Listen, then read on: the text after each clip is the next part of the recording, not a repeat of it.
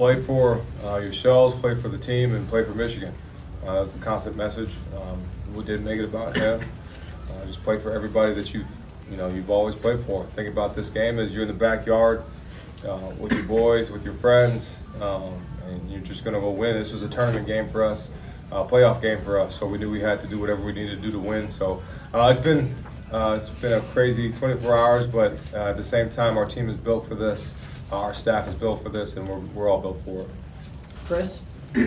Guessing you weren't really only expecting JJ to throw 8 times, but just talk about the way that Blake stepped up for you and how you rode him. Yeah, I mean, we got 2 of the best backs in the country, so at the end of the day, we do whatever it takes to win.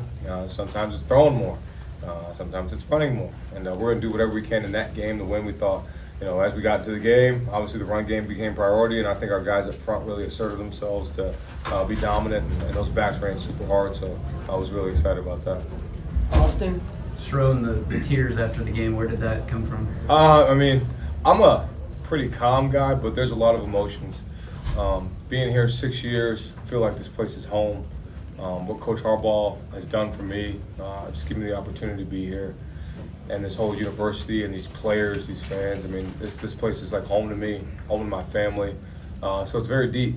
And, I wear my heart on my sleeve, work extremely hard as we all do. So it meant a lot for us to get this win in this situation, to show that, and make it about the players. The players are, we have elite players, elite university. I'm just so happy for them.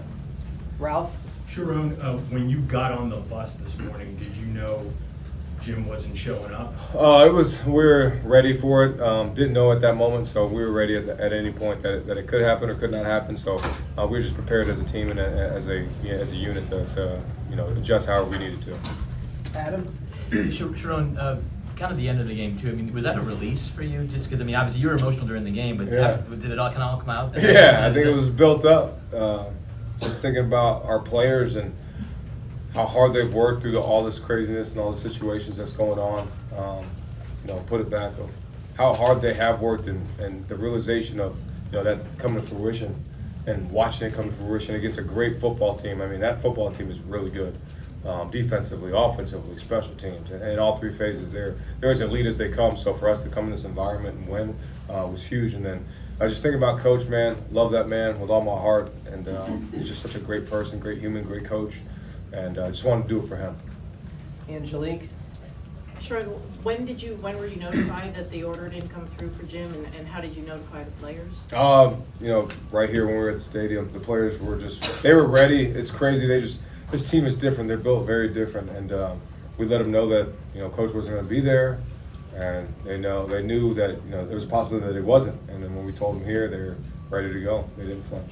And also today, you had a lot on your plate, coaching offensive line. Who did you lean on to help you? Yeah, I mean Jesse on defense. When the defense was up, let Jesse coach the defense. If he needed to use a timeout, he did. Mike Hart would relief and let me know if I needed anything, and then offensively we did. So it was very cohesive. And then as the whole staff, man, we just did such a great job together. Steve?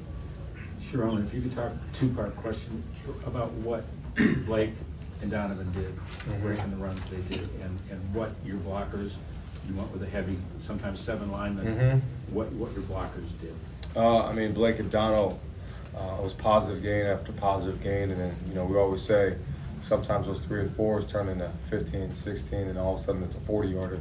And that's what it was. And it came to that fruition. And then as far up front, man, I'm just proud of those guys up front. They've taken a lot of ridicule and saying, oh, they haven't ran the ball well and done this. And they really asserted themselves this week in practice. And then you can tell they took a lot of pride in it. And then adding the 7 offensive lineman thing was a little wrinkle that kind of had up for a while. And decided to burst it. I thought this would be the game to do it. And the guys, Miles and Trent, they came in there for some significant snaps and did a really good job for us. Ryan?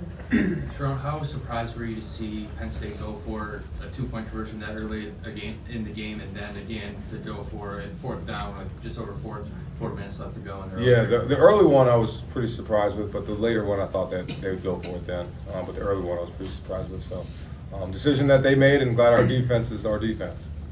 Steve? Did you have a question, Steve, or Bojo? Yeah. I guess you guys FaceTimed with Harbaugh after the game, and what was his Was he watching from a hotel, and what was his last words to you when you left? No words? No, that's it. What about on the FaceTime after the game? That's it. Yeah, that's it. On the left here. I know kind of in a way you guys practiced for this reality before the season, the first few games, but at what point this week were you told that it would be you just in case? I mean, coach has always alluded to that. You know, he alluded earlier in the week. Remember what the exact point was, but told me, hey, you know, if something happens, you'll be the guy. But for us, it's just a team. So regardless if it was me, if it was somebody else, the team is the most important piece of it. So it doesn't, you know, this football team is bigger than one person. We always say that. So it really didn't matter, and we were ready to go either way. Chris? There's this media narrative being driven that the only reason you guys won the last 2 years is because you cheated. How do you respond to that? Yeah, I'm not going to comment on any of that. Adam? Sure, you have ambitions obviously to be the head coach, but how will you look back on this day and everything that's happened leading into it, and obviously the moment itself?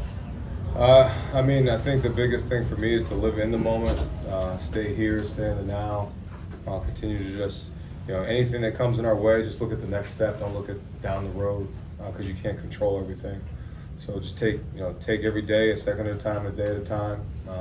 You know, adversity is going to come, and then what are you going to do with the adversity? You're going to shy from it, or you're going to go through it. And I think our kids really did that today. Charlie? Sherrone, you touched lightly on the defense, but you know they had that goal line stand early in the first half that led to only 3 points, and they mostly kept Aller contained throughout the game. What did you see from them? Who really stood out to you on defense? I mean, everybody. Those guys fly around. I won't argue. I'll say they are the best defense in the country. They play fast up front. We see it in practice. It's a pain in the butt to block. It's hard to get open. So everybody on defense, and then Coach Jesse Metter, man, and that staff, they do an unbelievable job scheming up every week. So it's a group effort of players, of coaches that make that thing run. John? Obviously you have a job to do, and they don't want anybody out of control out there, but do you think that because the players knew that their head coach was not out there for unfair reasons, maybe in their minds, that they might have played with a little angrier edge? No, I think, you know, big thing Coach told us last night, he told them to play angry. He wanted them to play angry. He wanted to play them with that fire, and they did. So I don't think it was anything. It wasn't a vengeance thing. It was hey, let's go play for Michigan. Let's play for each other, and let's go play fast, and let's go play physical. Got time for about 3 more because we got players out front. We're going to go all the way back.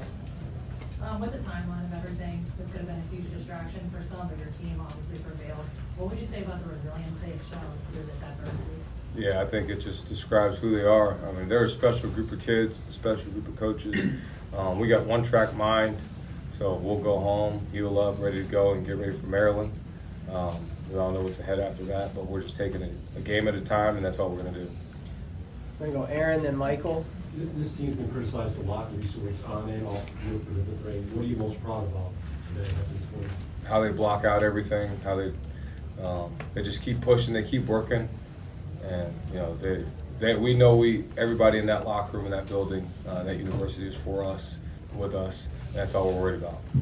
Last question, Michael. Sherrone, when it comes to trying to get these guys to block everything out, how do you get 100+ kids that are 19 to 22 to not pay attention to all that outside stuff, and how do they stay committed to it? Because they know what the end goal is. They understand how hard they've worked to get to this point, and they're not going to let anything in their way to distraction to get to the goal that we need to get to.